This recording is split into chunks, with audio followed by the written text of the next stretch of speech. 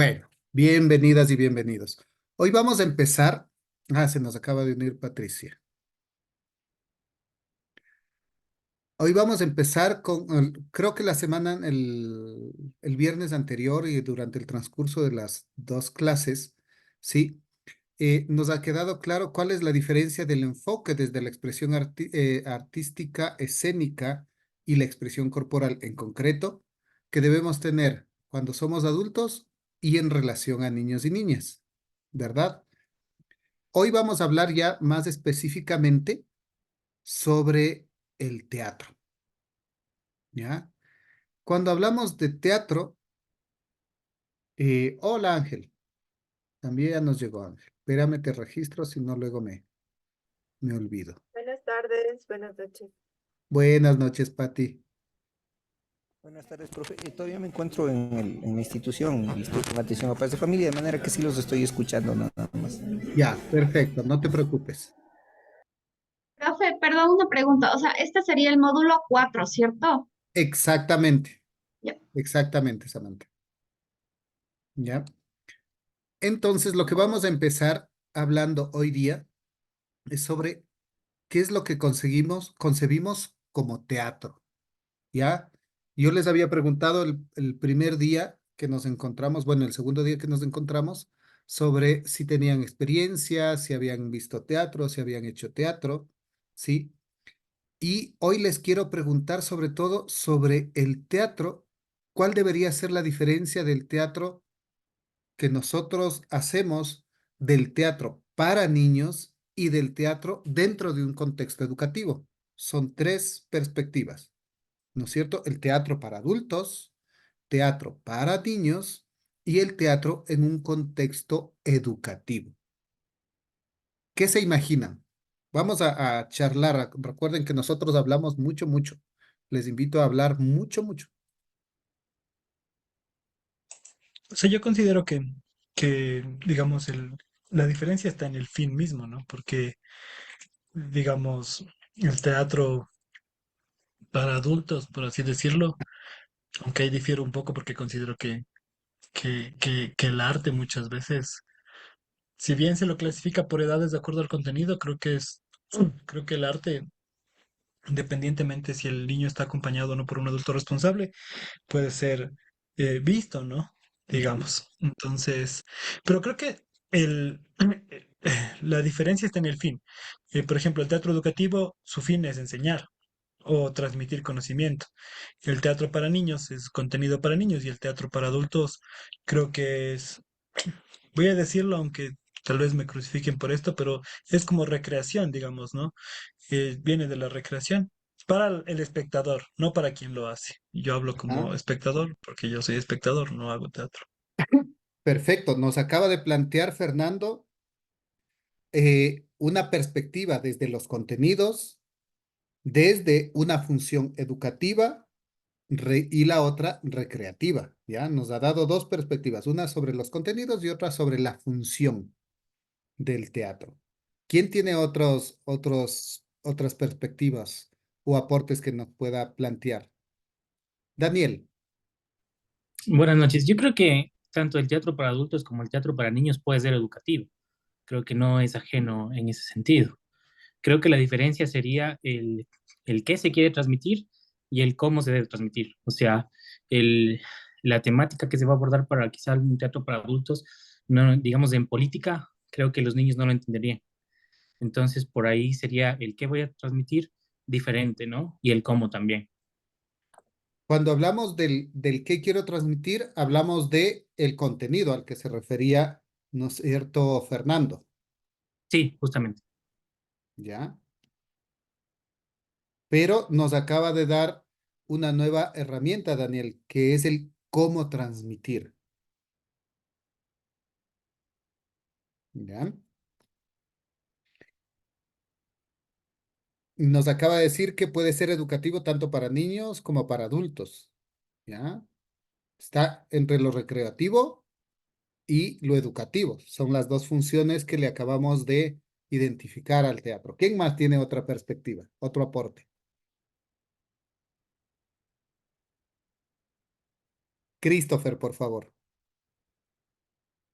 Ya. A ver, con la metodología, digamos, cuando es teatro para niños, yo creo que los mensajes son mucho más directos, mucho más explícitos, y en el teatro para adultos tienden a recaer mucho más en el subtexto, como que ya dan espacio a interpretación, a experimentación, a que las personas sean las que se identifican y al mismo tiempo le dan un significado a lo que están viendo.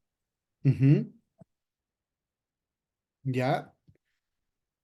Podríamos hablar de que se complejiza, ¿no es cierto? Por un lado, en términos, voy a introducir un término que tiene que ver, y seguramente ya lo vamos a dialogar más, con el lenguaje, ¿ya? El teatro tiene una función. El teatro, si bien es un arte, ¿sí? Como las bellas artes, como las artes plásticas, como la escultura, como la música, etcétera, etcétera, también el teatro es un medio de comunicación.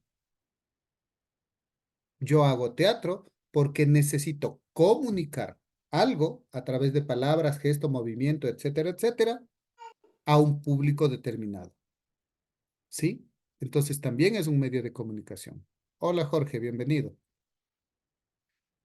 ¿Ya?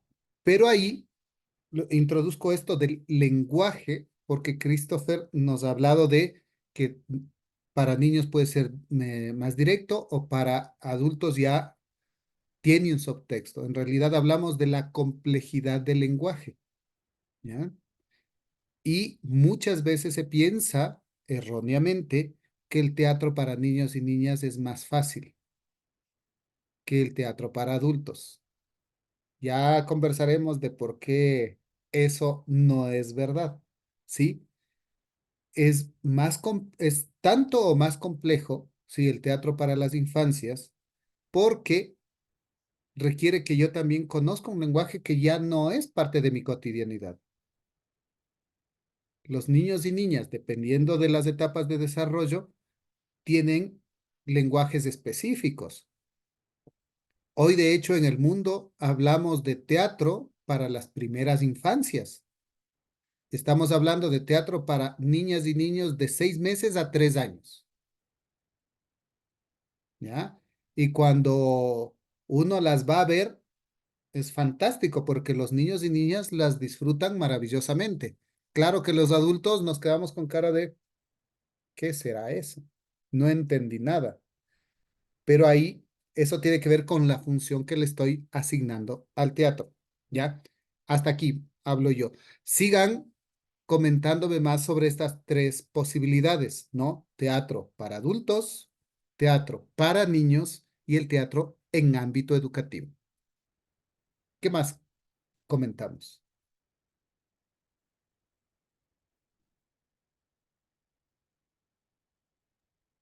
Ya bueno, yo. A ver, yo creo que el teatro siempre debería comunicar algo. O sea, ese es mi pensar muy personal. Siempre está comunicando algo constantemente. Entonces, por ejemplo, no he hecho mucho teatro para niños, personalmente no me agrada tanto, pero bueno, ahora lo estoy trabajando y es verdad, es súper complejo.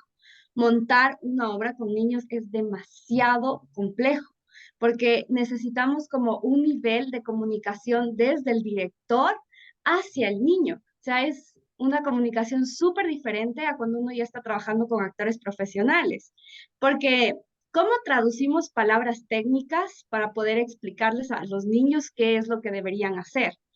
Entonces, en el caso, por ejemplo, de obras para adultos, por así decirlo, siempre busco tal vez como comunicar algo y por eso elijo mucho, por ejemplo, obras clásicas, tal vez, ¿no? Y como traerlos un poco hacia la actualidad.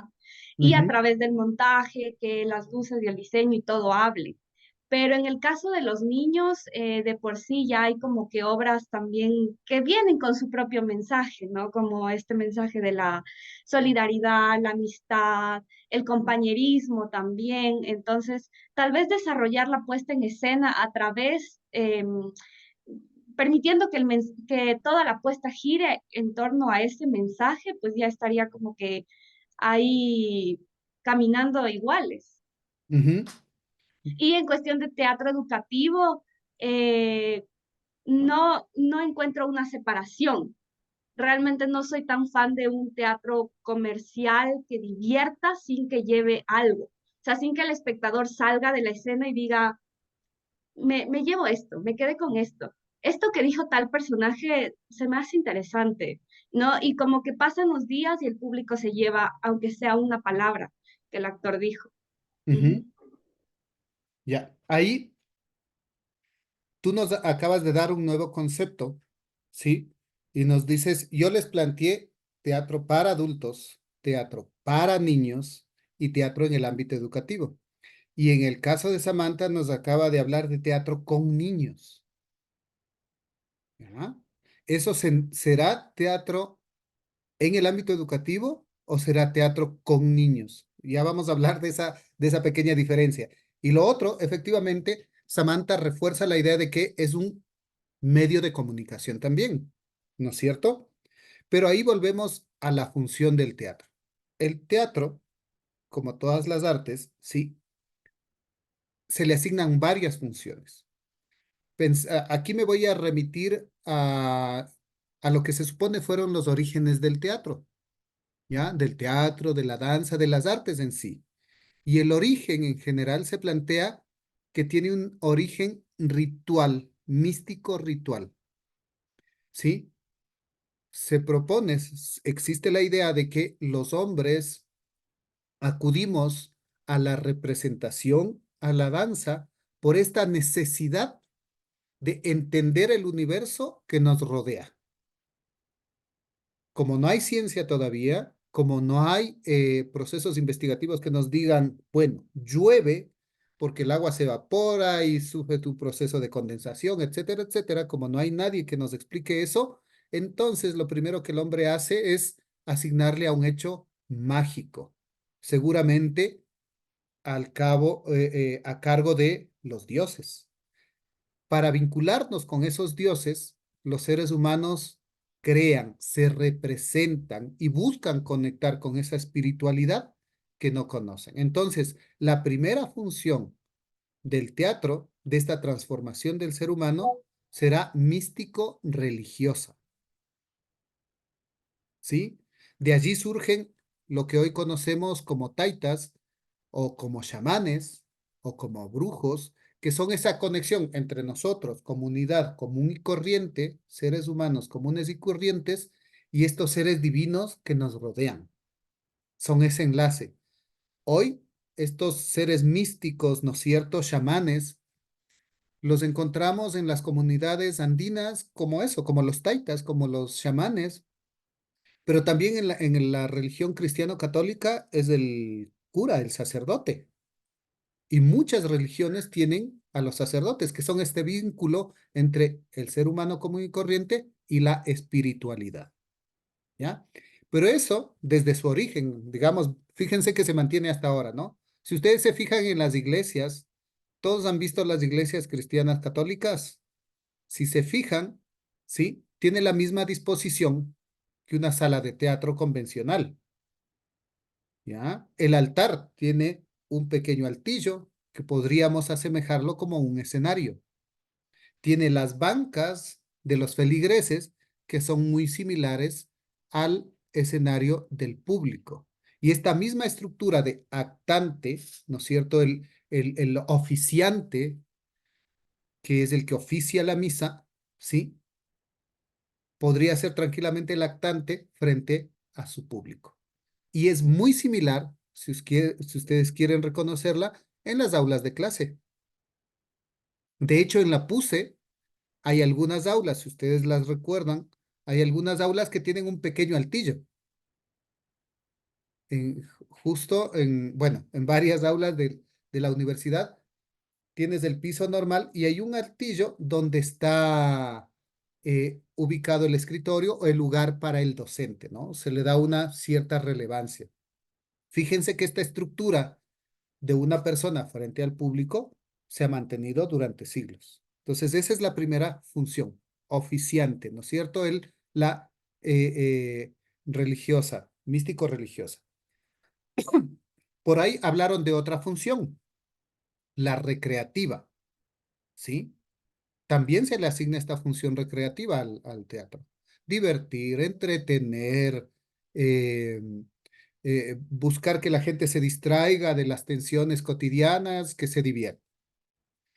Está la función educativa, aquella donde el teatro sirve para que la gente aprenda. De eso vienen las grandes tragedias griegas, ¿sí? Y las grandes comedias. El teatro griego, por ejemplo, propone la figura del héroe. Y el héroe, ¿sí? Seguramente ustedes han escuchado, quienes no han visto teatro, pero la mayoría habrán escuchado tal vez el nombre de Edipo. ¿Han escuchado? Algunos tal vez desde la psicología, ¿sí? Edipo proviene de una trilogía trágica del teatro griego en el siglo IV, creado en el siglo IV antes de Cristo. Esta tragedia griega plantea al héroe como el ser humano cuyas características son más elevadas que el común de los terrestres. Es más inteligente, moralmente es mucho más firme, es un personaje ideal al cual seguir. Ese es el héroe, ¿ya?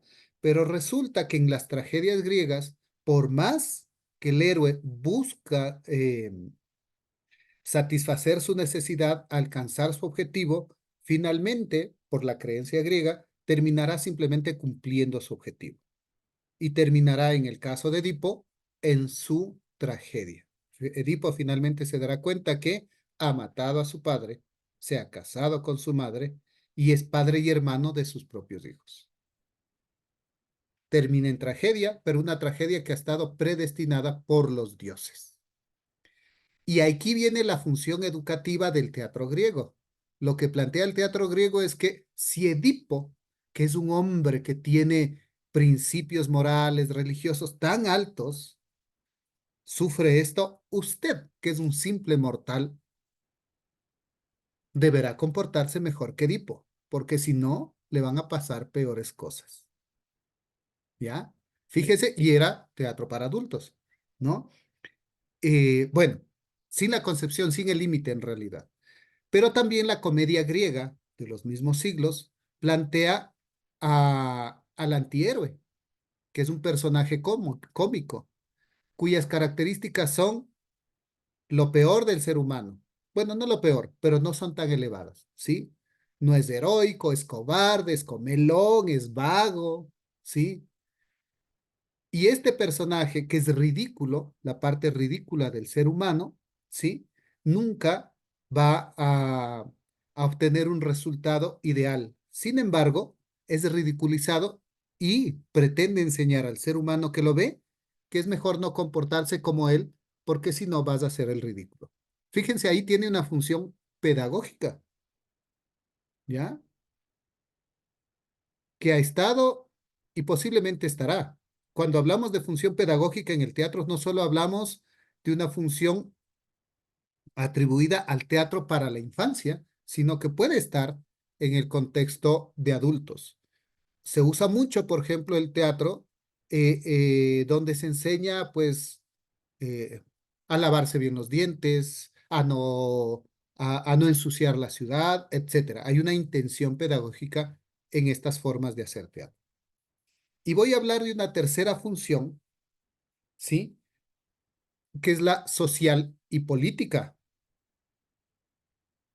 Es decir, yo hago teatro porque tengo la intención, a través del teatro, de cambiar el mundo. Entonces, lo que quiero que el mundo haga, vea a través de mi obra, es que reflexione sobre su circunstancia, sobre su sociedad, sobre los acontecimientos, ¿sí? Y desde allí, desde ser conmovido por aquello que le está pasando, le invito, ¿sí? A proponer ideas para cambiar el mundo. Y claro, se irá a su casa, como decía Samantha, se irá rumiando las ideas, lo vivido, lo acontecido, y posiblemente cambie algo en su vida. Va a cambiar social y políticamente a su contexto, ¿ya? Entonces, eso hablando desde las funciones que se le pueden atribuir: recreativas, educativas, social, política y místico-religiosa, que serían estas 4 funciones. Pueden haber más, ¿ya? Porque en realidad las funciones las asignamos nosotros como seres humanos. Pero aquí voy a proponerles algo, no proponerles, a comentarles algo, y es que Brecht fue uno de los más grandes dramaturgos y directores del teatro universal, de origen alemán, quien propone algo que se llama el distanciamiento. No vamos a profundizar en eso, pero Brecht propone un teatro político, activo, político, un teatro para obreros, para que no sigan siendo oprimidos, pero a la vez propone un teatro que debe ser divertimento. Porque si yo te enfoco solo desde una perspectiva social y política, si no te entretengo, te vas a ir y no te vas a quedar a desarrollar las ideas políticas. Entonces, Brecht plantea que el teatro, primero, en primer lugar, tiene que entretener. Y en segundo lugar, o en cualquier lugar posterior, debe venir lo social, político y el compromiso. ¿Ya? Entonces, como ven, el teatro tiene funciones, las artes escénicas tienen funciones asignadas. Y ahora sí vamos a los temas que estamos tratando. Si quieren comentar, pues nada más alzan la mano y lo comentamos, ¿ya? Vamos a hablar ahora sí del teatro para adultos. Habíamos hablado, nos proponían los contenidos, ¿sí? Y aquí también me parece importante entender que todo contenido puede ser desarrollado para niños como adultos. El problema no está en el contenido. El problema está en el lenguaje, ¿sí? Es en lo que nos decían hace un momento, en cómo transmitir, ¿ya? No se trata, a los niños les podemos hablar de la muerte, del amor, del dolor, de la alegría, de la familia. Podemos hablar de todo con los niños y niñas, pero lo esencial que deberé trabajar como creador es en el lenguaje, porque yo no le puedo hablar de la muerte desde una perspectiva psicológica profunda sobre la pérdida, cuando el niño no va a entender siquiera nada de eso. El niño lo único que siente es que perdió algo. ¿Qué es la pérdida? ¿Qué sensación? ¿Qué emoción? Ahí tenemos que ir a lo primario. Y ahí como creador escénico, lo que yo debo hacer es entender cuál es el lenguaje que los niños y niñas, de acuerdo a su edad, tienen, cuáles son los elementos de ese lenguaje y cómo desde esos elementos yo debo traducir mi obra artística a elementos que ellos les permitan entender y disfrutar del hecho escénico. ¿Sí? Entonces, contenidos, se pueden tratar todos los contenidos. Segundo, el énfasis en el que debo enfocarme es en el lenguaje. Y para conocer el lenguaje yo debo conocer muy bien al público con el que voy a trabajar. Si yo voy a hacer una obra para universitarios, pues los universitarios tienen una manera de relacionarse, de ver, de hablar, tienen temas comunes. Me enfoco en eso. Una obra para personas de la tercera edad.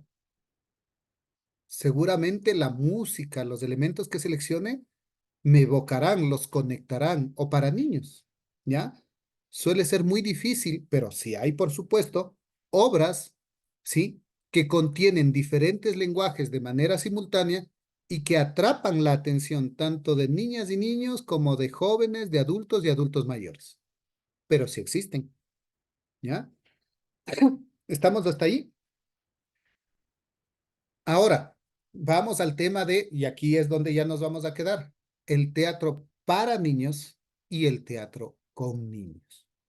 Cuando hablamos del teatro para niños, entendido como el teatro hecho por adultos, quiere decir que los adultos han definido el contenido, el tema, definen su postura ante ese tema, definen las técnicas interpretativas, la estética, etcétera, etcétera, y lo direccionan y lo presentan para estos niños y niñas, ¿sí?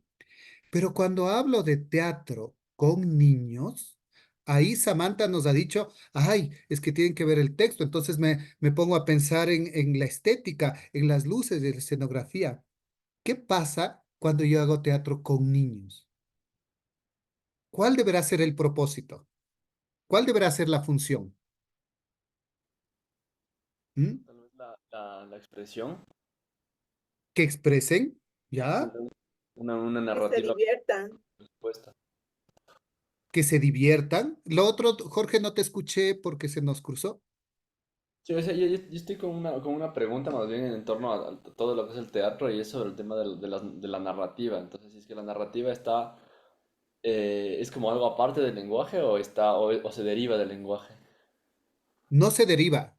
La narrativa está establecida. Yo voy a contar que Pepito empezó aquí, pasó esto y llegó acá. ¿No es cierto? Esa es la narrativa. Hay una línea que me narra algo. El lenguaje se refiere a cómo yo les cuento que Pepito partió de aquí y avanzó hasta acá, ¿no? Puede ser que lo cuente con fotografías, puede ser que lo cuente sin palabras, puede ser que lo cuente con movimiento, puede ser que lo cuente de múltiples maneras, ¿ya? Entonces, el lenguaje es el cómo. Que puede ser que escriba la carta en inglés, puede ser que haga unas caricaturas, ¿sí? Para contar la historia. Ese es el lenguaje, ¿ya? Sí, Sí, gracias, Marcelo. chévere. Entonces, nos han dicho que cuando trabajo para niños debe ser divertido. Yo ya les dije que debemos enfatizar en el lenguaje para usar. Los contenidos pueden ser diversos. Pero ¿qué pasa? Deberá haber, qué otra diferencia encuentro yo en el teatro para niños y con niños?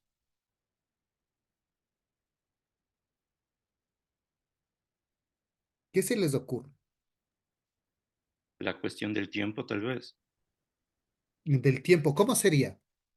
eh, que probablemente el teatro con niños requiere de un montaje y una ejecución con mucho menor tiempo por el tipo de trabajo que requiere la concentración de los niños, ¿no? Y ellos difícilmente se concentran durante mucho tiempo, ¿no?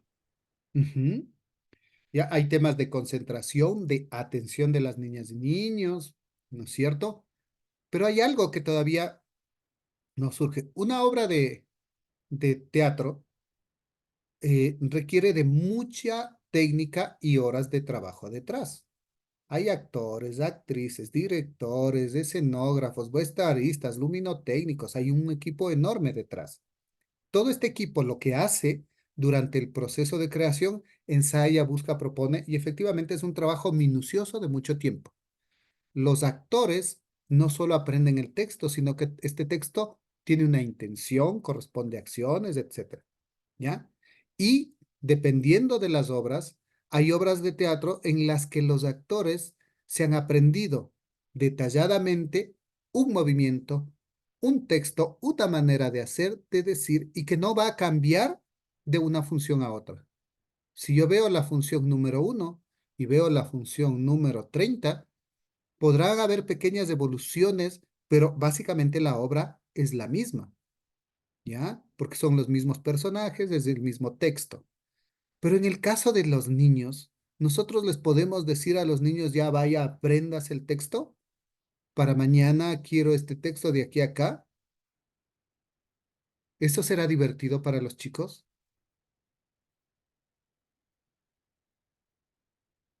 ¿Qué es lo que yo busco cuando hago teatro con niños y niñas? Aquí hay algo que les voy a comentar que a mí me parece peligroso en muchos centros educativos, ¿sí? Y es que muchos centros educativos, desde la perspectiva administrativa, toman a las artes en general como medio de propaganda, ¿sí? Entonces, por el Día de la Madre o por evento del colegio, que se presente la obra de danza.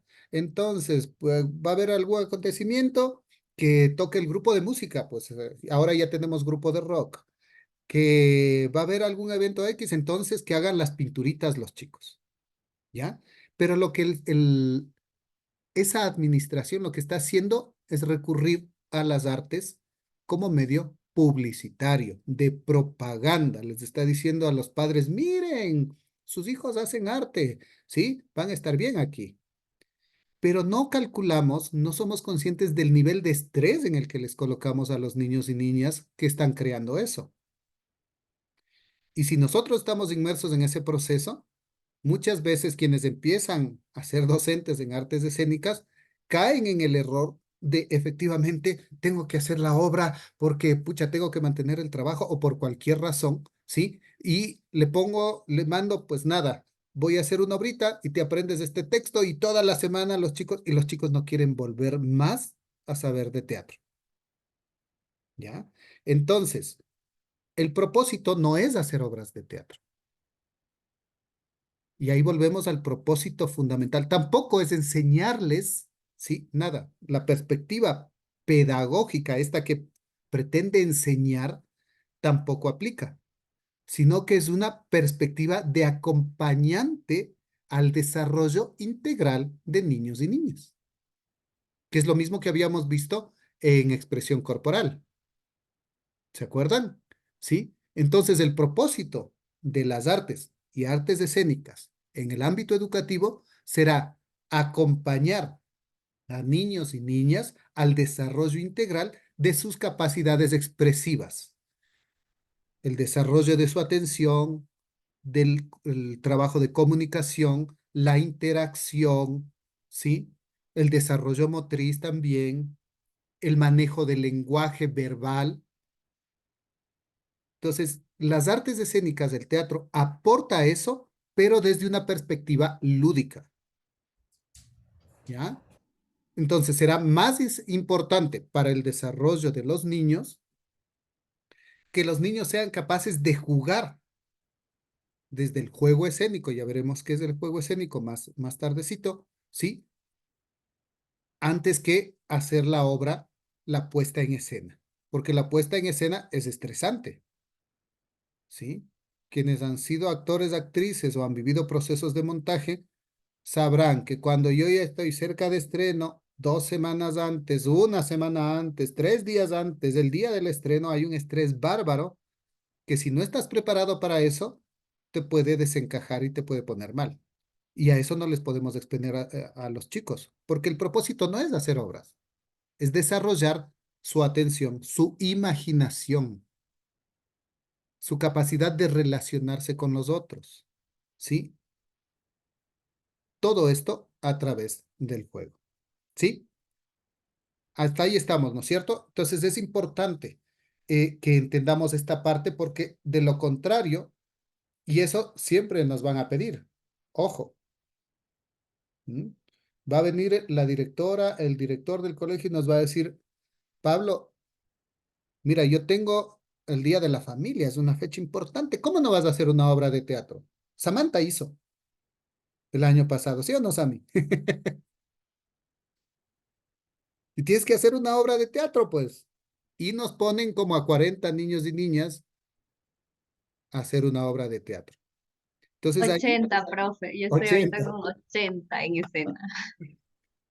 ¿Qué es lo que yo puedo proponer en ese momento? Porque si no, claro, o pierdo el trabajo. Yo creo que ahí sí nosotros lo que tenemos primero que hacer es acercar a ese director, directora, ¿sí? A las artes escénicas. Lo que pasa es que habla desde un lugar de desconocimiento, ¿no? Entonces, lo que debo hacer es, primero, acercarle al mundo de las artes escénicas, que entienda de qué va. Segundo, que entienda cuál es mi perspectiva pedagógica. Claro, yo lo que voy a hacer es facilitar, acompañar al desarrollo integral. Y en realidad los niños adquieren más eh, herramientas para la vida desde esta capacidad de juego. Si un niño a través del teatro aprende a relacionarse con sus compañeros, por supuesto que es ganancia. Si un niño a través del juego sube, baja, corre y está trabajando la motricidad gruesa, gana. Si un niño aprende a regularse, es decir, bueno, estamos entre todos y no todos pueden hablar a la vez, hay alguien que tiene que hablar y otros escuchan y otros interactúan, pero que sea autorregulado a partir del juego, los chicos ganan, ¿no?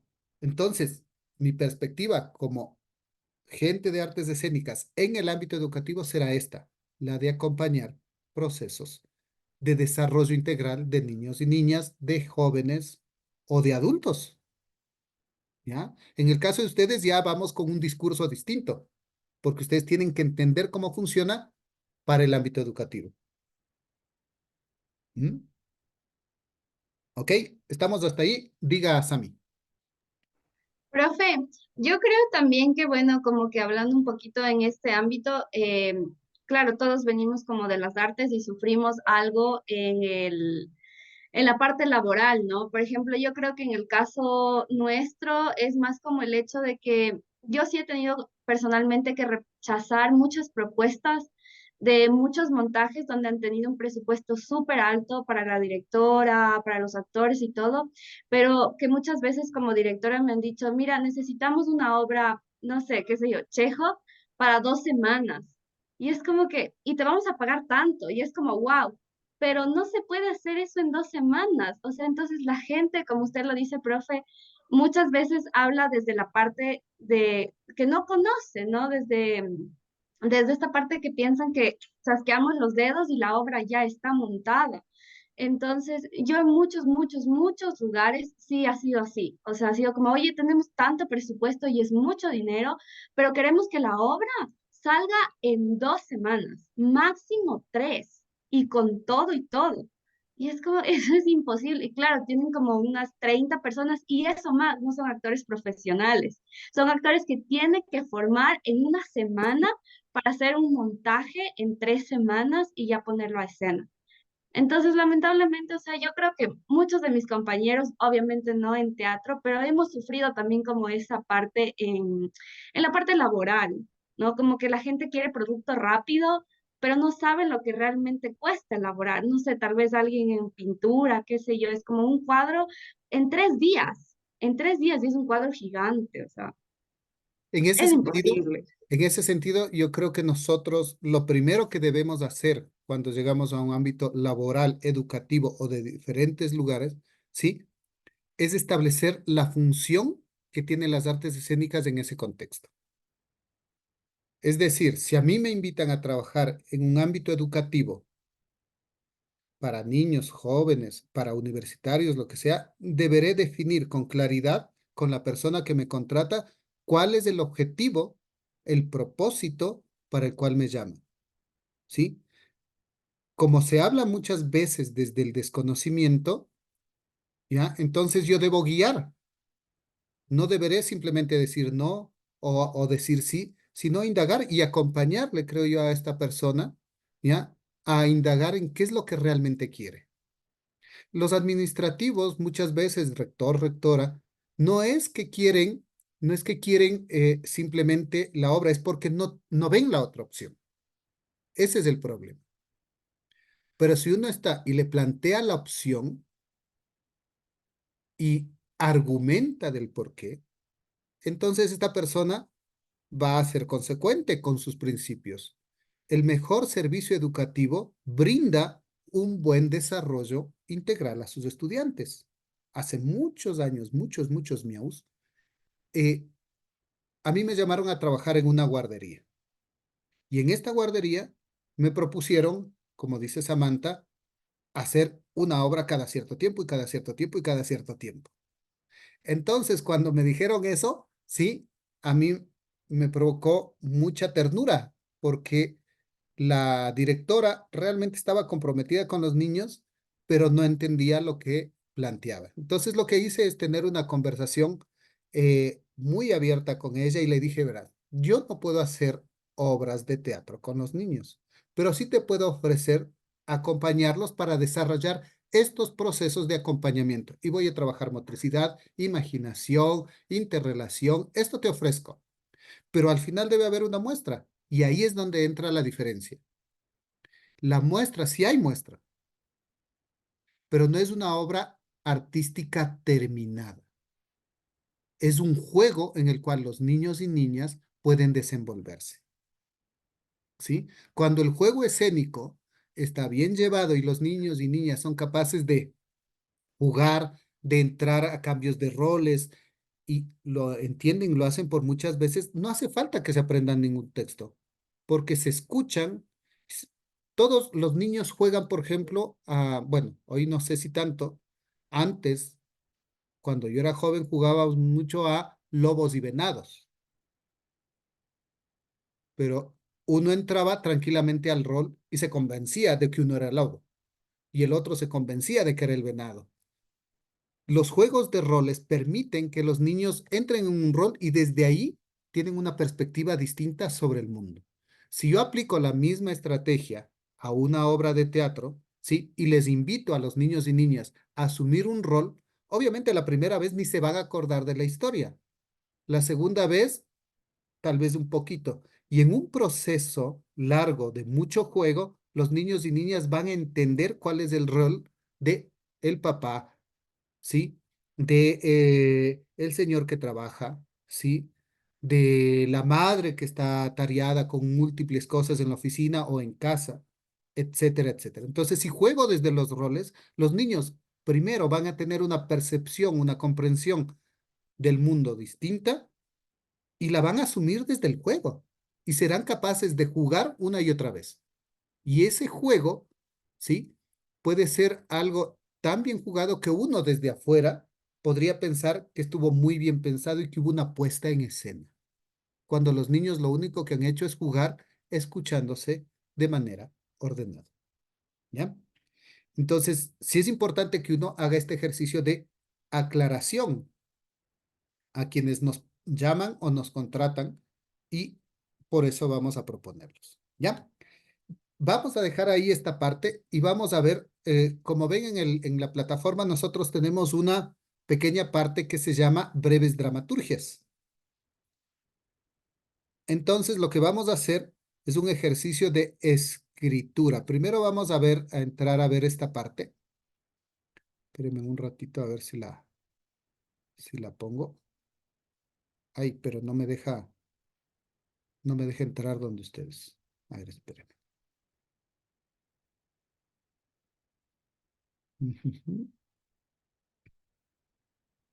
Déjenme ver si la puedo compartir aquí.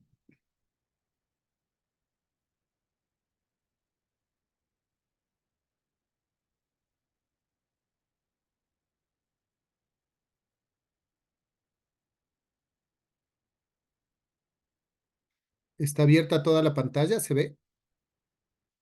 ¿Se ve grande? Sí. Perfecto. Ok, pequeñas dramaturgias.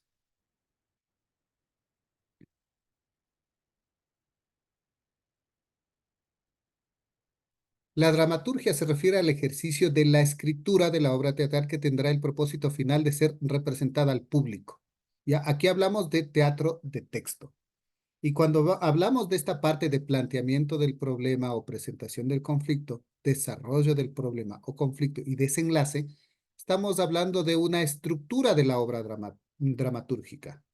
Esta estructura fue definida por Aristóteles y por eso se la conoce como estructura aristotélica. En el diálogo, nosotros podemos identificar a personajes que son uno protagonista y otro antagonista, sus acciones y deseos. Aquí, un momentito, ¿qué es un protagonista y qué es un antagonista? Le voy a pedir a Samantha que ahora se reserve y no nos diga. Para los demás, ¿qué es un protagonista y qué es un antagonista? El personaje principal y no sé, como el enemigo podría ser, o el que hace que la narrativa tenga sentido con el protagonista. Ya, el protagonista es el personaje central y el antagonista sería el enemigo. ¿Ya? Que nos dice Pablo. ¿Quién tiene otra idea? ¿O nos quedamos con esa? Creo que el antagonista es como un personaje que no necesariamente tiene como los valores que tú esperas, ¿no? O sea, como que o sea, como que es bueno o que es un héroe, entre comillas. Y sin embargo, tú te llegas a identificar con él o puedes llegar a comprenderle, a pesar de que no es un personaje bueno, positivo, o que da un buen ejemplo, algo así. O sea, como que el antagonista no necesariamente es un enemigo, sino que es un protagonista que no es eso, como el personaje ídolo que da unos grandes ejemplos y que sin embargo tú la entiendes, ¿no? Por Ujú, ejemplo, no sé, esta película del Joker, el tipo es un asesino, tiene una enfermedad mental y todo, pero tú como que le comprendes y como que te simpatizas con él, más o menos. O sea, creo que por ahí va el antagonista. ujú. ¿Qué dicen los demás?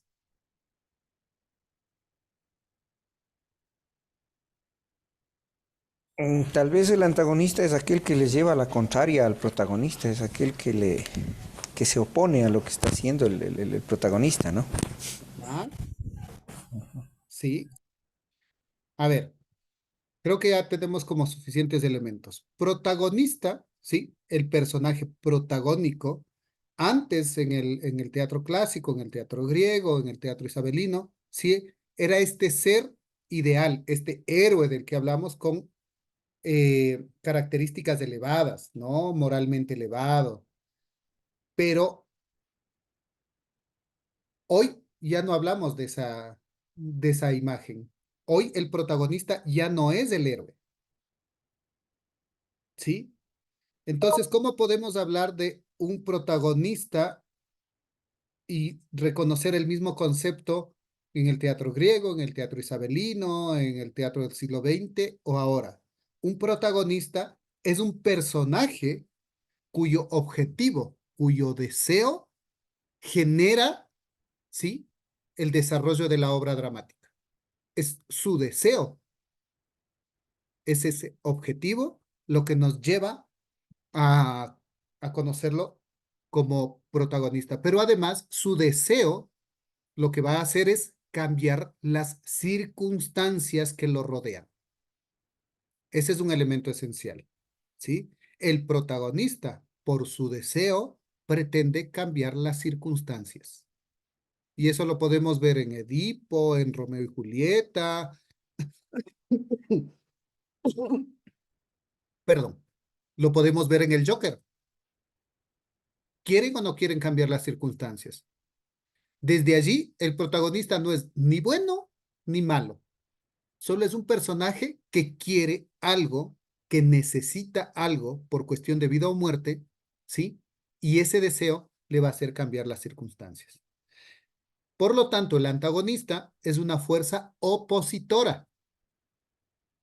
Se opone, como decía Ángel, pero no se opone por malo, ¿no? Antes se confundía mucho, decían, bueno, si el protagonista es el bueno, el antagonista es el malo, ¿no? El antagonista es otro personaje o es otra fuerza que también tiene un deseo muy importante, pero este deseo es opuesto por sus razones, ¿sí? Por razones particulares, es opuesto al del protagonista. Eso es lo que genera que haya este choque entre protagonista y antagonista. Y este choque entre los dos genera lo que conocemos como conflicto, ¿sí? Entonces, lo que el personaje A, protagonista, quiere, se opone a lo que el personaje B quiere. Chocan y ahí tenemos fuerza A versus fuerza B por. Voy a tomar un ejemplo muy, muy sencillo, ¿no es cierto? Todos creo que alguna vez han visto una novela. Las novelas son buenísimas en esto. Entonces, María quiere casarse con el señorito de la casa. Y el señorito de la casa, que ama a María, también quiere casarse con ella. Los dos son protagonistas porque los dos quieren lo mismo. ¿Cuál es la fuerza que se opone ante ellos? La mamá, ¿sí? De el chico. La gente de sociedad se opone. Todos ellos son la fuerza opositora versus la parejita que querían ser felices. Ahí tenemos con mucha claridad la fuerza que quiere y la fuerza que se opone. ¿Sí? Estamos hasta ahí, ¿no es cierto? Vamos a seguir leyendo y de ahí nos vamos a detener en un texto que viene más adelante. Entonces, los diálogos van acompañados de didascalias, que son esos comentarios que vienen ahí al lado del texto. Pueden ser sugerencias o recomendaciones para la puesta en escena, para el ejercicio interpretativo o sobre el modo de pronunciar el texto. Por ejemplo, la didascalia puede decir, ya, Samantha en este texto dice, buenas noches, ya llegué. Pero justo al lado, entre paréntesis, ¿sí? El autor puso profundamente enojada mientras cierra la puerta a golpes, ¿ya? Entonces Samantha va a saber cómo decir ese texto. Está enojada y su acción física es cerrar la puerta a golpes. Pero si fuese otro personaje, podría ser, tiene que decir buenas noches igual, ¿no es cierto? Pero podría ser, lo dice en voz baja y pidiendo perdón. Fíjense cómo las didascalias permiten al actor, a la actriz, identificar la forma de decir un texto. Le dan pautas para la acción. Y muchas veces también pueden venir con información sobre cómo debe ser montada la obra, en qué escenografía, qué colores, etcétera, etcétera. ¿Ya? Aquí vamos a hacer un pequeño ejercicio. ¿Ya? Les voy a pedir a dos personas que lean. H es un niño y M es la mamá. ¿Ya? H es el hijo y M es la mamá. ¿Quién quiere leer? ¿Quién se anima? No les veo porque estoy con la pantalla.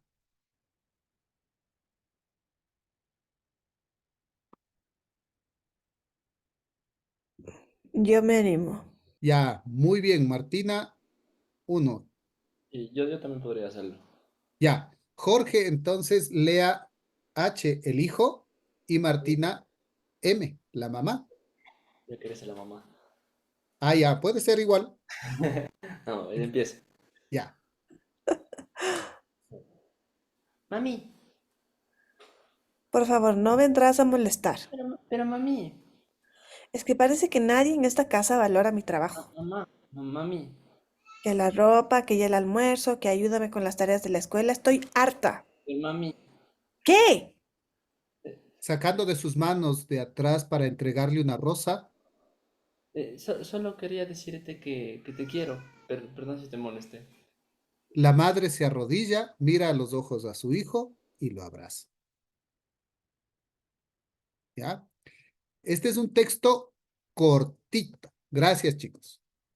Este es un texto cortito que cumple las mismas funciones que acabamos de mencionar. Tiene didascalias. ¿Quién sería protagonista aquí? Martina, ¿quién sería? ¿Los dos? ¿Qué me ¿No? dicen? Yo creo que la mamá. ¿La mamá será? Yo creo que Es el hijo. el niño. El niño. El niño. ¿Por qué será el niño y por qué no la mamá? A ver, cuéntenos, Ángel.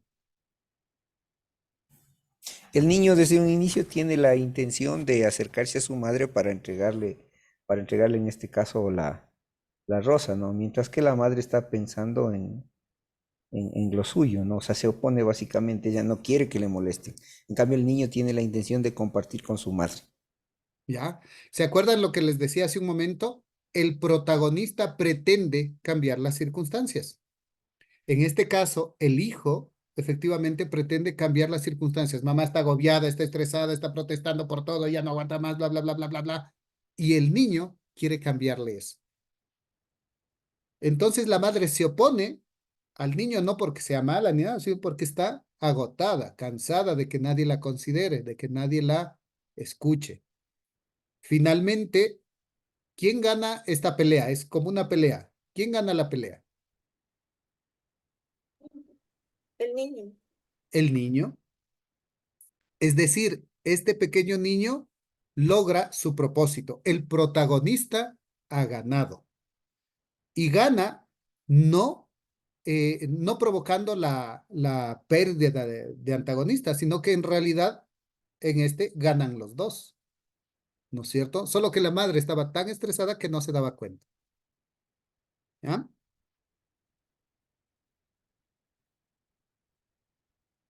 Se considera al protagonista y al antagonista como fuerzas en pugna, debido a que sus deseos los colocan en conflicto. Se representa la fórmula protagonista P versus antagonista A, y a partir de ella se plantean varias posibilidades de desarrollar ejercicios de escritura. En el ejemplo podemos colocar a H, el hijo, como protagonista y a M como antagonista. P quiere entregar una rosa a su madre y decirle que la quiere. A quiere desahogarse por el agobio diario y la falta de reconocimiento. El conflicto surge cuando el deseo del protagonista no se puede lograr a causa de que antagonista no se lo permite por sus propias razones. ¿Sí? Que es justo lo que acabamos de hablar. Las reglas que nos permiten identificar qué es un protagonista y qué es un antagonista. ¿Ya? Aquí están unas referencias sobre lo que es el teatro. ¿Ya? Entonces, antes de pasar a lo otro, les quiero proponer si quieren leer dos obras cortitas más, así de cortitas, o si nos ponemos a hacer un ejercicio de escritura. Vamos a escribir teatro hoy día. Son dos obras cortitas. ¿Quieren animarse?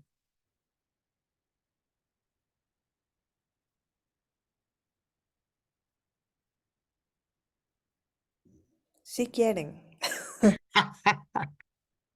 Dicen que sí. Ya, vamos a ir con una más, sí, que es cortita. Se llama Cosa de Dos. Vamos a ver. Ya, esta no está en la plataforma, así que les comparto por acá.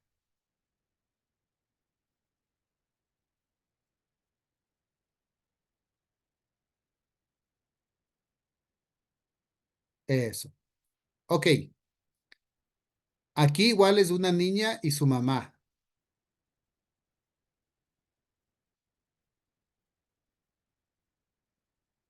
¿Quién quiere leer?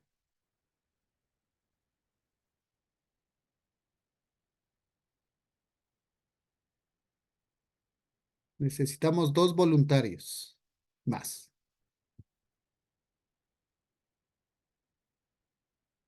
Unito a la vez nomás. Yo puedo, no sé. Perfecto. ¿Para ti? Ya. Nos falta uno.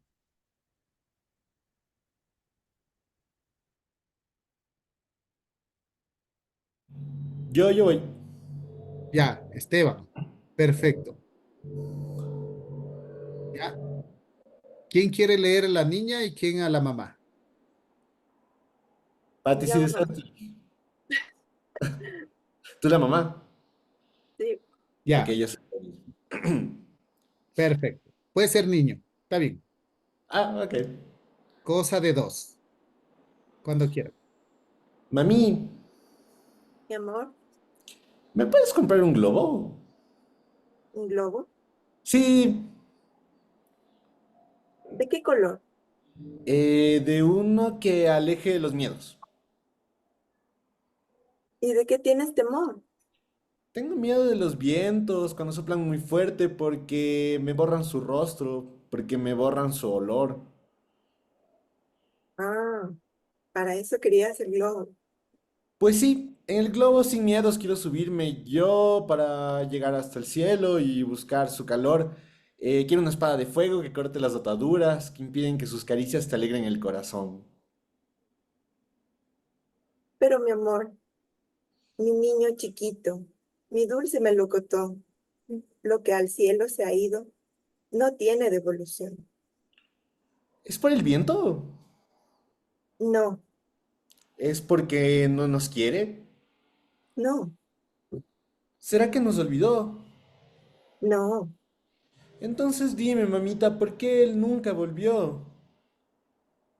No volvió porque su tiempo en esta tierra terminó. Pero yo lo quiero y lo extraño. Tanto, tanto como yo. Él te amaba. Uy, mi niño, como a los rayos del sol, y yo lo amaba. ¿Cómo se aman los sueños? Como se ama la lluvia y el fuego, como se ama el calor. Él no está, eso es cierto, pero quedamos los dos para querernos juntitos y caminar sin temor.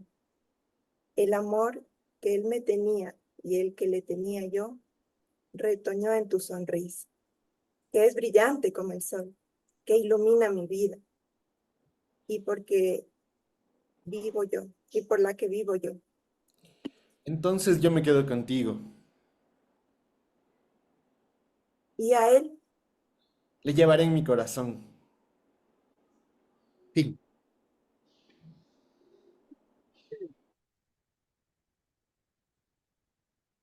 Uy, ya no deja de compartirse.